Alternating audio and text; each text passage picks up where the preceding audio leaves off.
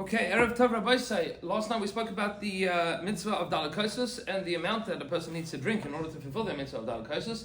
Tonight we should talk about the mitzvah of matzah, how much a person needs to eat in order to fulfill the mitzvah of achilas matzah.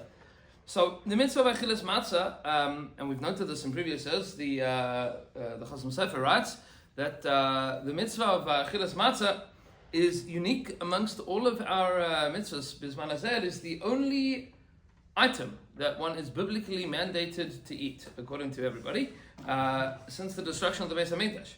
Meaning, in the days of the Beis HaMikdash, a person had lots of things that they were obligated to eat. You would eat from karbanos, and you have matzah sheni, and karban pesach, and kahanim would have challah and truma, and there were all sorts of ways of fulfilling a mitzvah midaraisa. The will of HaKadosh Baruch Hu was achieved through eating certain foods in certain times in certain places. And there is only one such mitzvah that still remains for us today, and that is the mitzvah of achilas matzah. You have a biblical obligation to eat matzah on the first night of Pesach.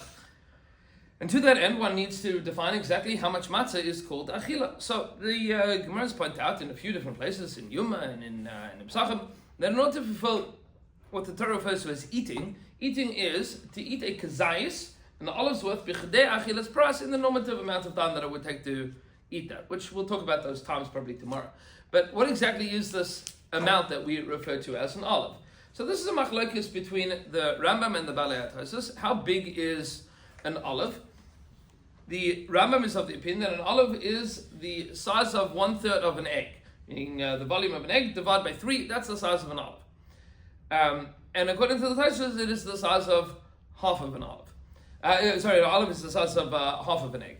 Now, being that the mitzvah of eating matzah on the first night of Pesach certainly is a mitzvah midaraisa, so we have a general principle when it comes to mitzvahs deraisa, biblical obligation, which is safi deraisa l'chumra. When in doubt in a question of biblical law, we are strict about that, so we will define the amount of achilas matzah as the shita of the Tosfos, which is around the size of half of an egg. We should point out that there is an interesting discussion. Okay, we've defined the relative quantities of an olive to an egg. Well, how big exactly is an egg? That's an interesting question. Now, if I were to ask you what is the size of an average egg, you would all look at me and say, an egg. What's an egg? An egg is the size of an egg. But it's not true. Because if you go to the supermarket today and you buy eggs, aside from the fact that you have to take out a second mortgage, everybody's like scalping eggs on Craigslist. You need to figure out what size eggs you want. What size eggs are available for you to buy? You have large, extra large, and jumbo. What happened to the small and the medium and the extra small? So those are not in the stores. You will not get those in the stores. You will chickens that lay less than large eggs. Every now and then you'll see medium eggs in the store. Yeah, very, very rarely. Very rarely you see medium. And this is a controlled quantity, meaning there is a minimum size in order to qualify to be able to say a large, extra large, jumbo on your egg package. All of the smaller eggs, smaller than large, get used for mayonnaise. That's what they get used for in the industry. They don't use them for regular product, meaning as a product by themselves. They are used in industry to make mayonnaise, for ingredients, for whatever else. Which means that we already assume that the size of an average egg is bigger than we think that they should be. However, there is a famous opinion of the Noda B'Yehuda that Chazon Ish passing like, which is that our eggs today are considerably smaller, on average, than the sizes that were available in the days of Chazal. And because of that, if we assume that the eggs in the days of Chazal were larger, then what it'll work out today, this is how the Chazon Ish wrote, is that what we refer to as half of an egg today is what Chazal referred to as a full egg, which means that the correct amount to eat for a kazayis, according to the Balei HaTosfos, is today what we would call a medium-sized egg. Okay, we're going to go through all of these permutations in a moment. Without the Chazon Ish's opinion, and the Noda B'Yehuda and the Chazon Ish, how much, roughly speaking, is a olive's worth, meaning half of an egg's worth of matzah? So that works out to be about 1/3 of the standard square box matzah. 1/3 of a square matzah that you get in the boxes. That's a kazayis according to Tosfos. According to the Rambam, it would be smaller than that. But again, we're going to hold like the Tosfos because it's a mitzvah d'oraisa. And overwhelmingly, the opinion of the majority of the poskim is that in order to fulfill your mitzvah of achilas matzah on Leil HaSeder, on a biblical level, you need to eat roughly the size of 1/3 of a standard square matzah. If you are eating round matzahs, which I think most people do, it's probably about a quarter, assuming that your round matzahs is roughly the same thickness and volume as the square matzahs. The square matzahs usually look a little bit puffier, but there's more air involved there. The round matzahs are usually flat and denser, but it's about a quarter of a square matzah if you were to weigh it and check the volume of it. Now, a quarter of a round matzah is about a third of a square matzah in terms of the volume. Now, how much of this do you need to? How many times do we need to eat this? So, the Seder has a count of 4 times that we eat a kazayis of matzah. The first 2 are on the parts of the Seder called motzi and matzah. Those are 2 separate stages, even though in the song they roll together, right? Kadesh Ruchatz Karpas Yachad Magid Rachza Motzi Matzah, right? Motzi Matzah is 2 separate things. You have a kazayis for hamotzi and a kazayis for alachilas matzah. Then you have another kazayis for karech, and then another kazayis for tzofon, which is the afikomen. The Mishnah Berurah counts a 5th.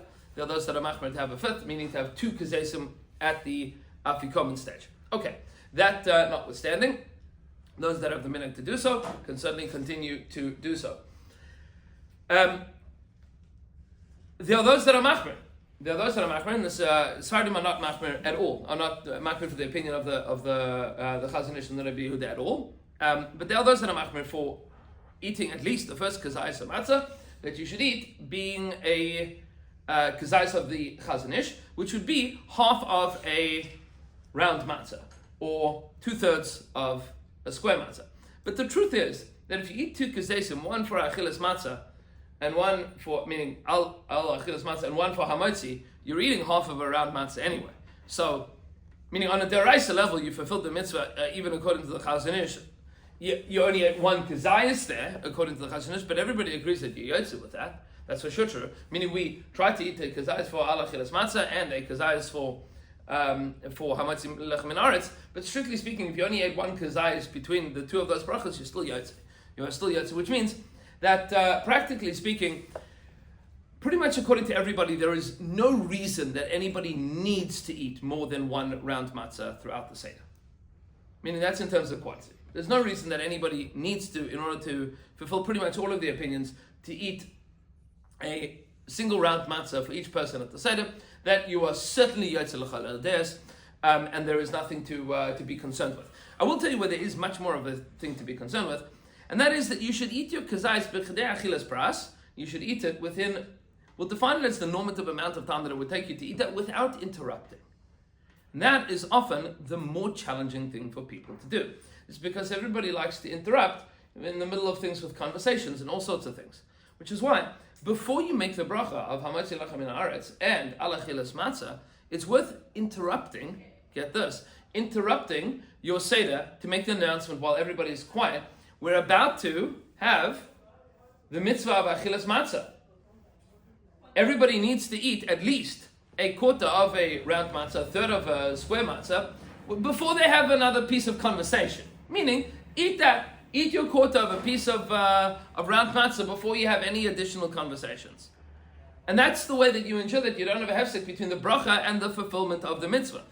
Because, as we've learned in previous shiurim, if you make an interruption between the bracha and the fulfillment of the mitzvah, you probably have to make another bracha, and it might be a bracha levatala. And one doesn't want to get into those questions. Certainly, when it comes to mitzvahs midaraisa, and certainly a mitzvah as beloved and as rare as the mitzvah of achilas matzah, we only have 1 opportunity to do this per year on a level of daraisa. So it's worth getting it right. It's worth making sure that there is no interruption between them. You're going to tell me, Blumthal, what do you mean? You can speak in between washing and making a matzah? Yeah, obviously, in order so that people can fulfill the mitzvah correctly. Meaning you can say, pass the salt. You can do that too, right? Meaning on a regular Shabbos, say, pass the knife, pass the salt. That's not an interruption between washing and making hamotzi. There, the reason not to talk is so that you don't end up not knowing where your hands have been. You have a hesach hadas. You don't know what happened to your hands. Maybe your hands are clean, maybe they're dirty. What happened? Where did I put my hands? But that's not the concern here. You know exactly where your hands are, and you know that they're still clean. You're about to make the bracha ala chilas matzah and hamotzi lach min haaretz, or hamotzi, and then ala chilas matzah. It's worthwhile making the announcement beforehand that we're about to fulfill this mitzvah. Don't mess it up by interrupting between making the brachas and fulfilling the mitzvah. Now, it is recommended, highly recommended, that rather than having to worry about passing around the piece of matzah all around the table, is, strictly speaking, for every 4 or 5 people, you should have a set of 3 matzahs for people to use. And that way, once you make the bracha ala chilas matzah, meaning even if you're only going to have one balabas that's going to be making the bracha hamotzi lach min haaretz and ala chilas matzah, so each group of 4 or 5 people should have their own 3 matzahs in front of them, and that way you'll be able to break it up and everybody will be able to eat right away, rather than having to wait for passing matzah all around the table. That becomes very cumbersome, and that induces a lot more conversation. Now, we haven't yet spoken about the chiyuv of haseba, of the obligation of leaning during achilas matzah and the arba kosas. We will discuss those halachas tomorrow.